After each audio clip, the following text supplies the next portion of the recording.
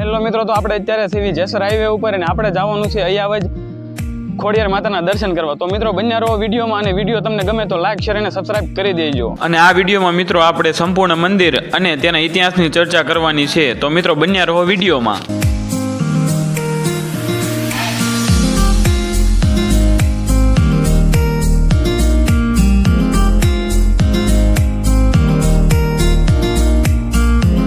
તો ફાઇનલી મિત્રો આપણે અયાવજ ખોડિયાર માતાના મંદિરે પહોંચી ગયા છે। તો અયાવજ આપણા ગામથી 70 કિલોમીટર જેટલું દૂર છે, અને ત્યાંથી અમે 50 જેટલા લોકો આયસર લઈને ખોડિયાર માની લાપસી કરવા માટે આવ્યા છીએ। અને મિત્રો આ વિડીયોમાં આપણે સમગ્ર મંદિર અને તેના ઇતિહાસની ચર્ચા કરવાની છે। તો મિત્રો બન્યા રહો વિડીયોમાં, અને તમને અમારો વિડીયો ગમે તો લાઈક શેર અને સબસ્ક્રાઇબ કરી દેજો। તો મિત્રો ખોડિયાર માના મંદિરના ઇતિહાસની વાત કરીએ તો આ મંદિર જૂનાગઢના રાજા રા નવગણે બંધાવ્યું છે।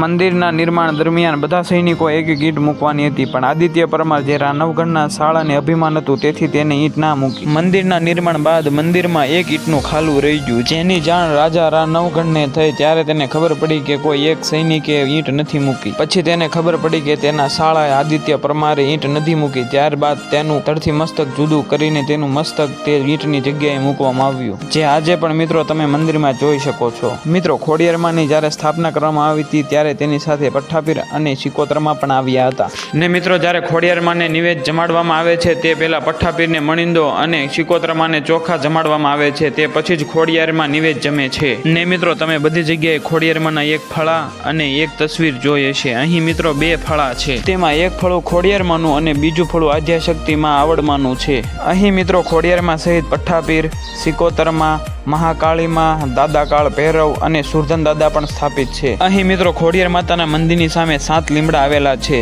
જેમાં એક ડાળ માતાજીના મંદિર ઉપર છે, તે ડાળ મીઠી છે। અને મિત્રો ખોડિયાર માતાના દર્શને આવેલા યાત્રાળુઓ માટે અન્નક્ષેત્ર ચાલુ રહે છે।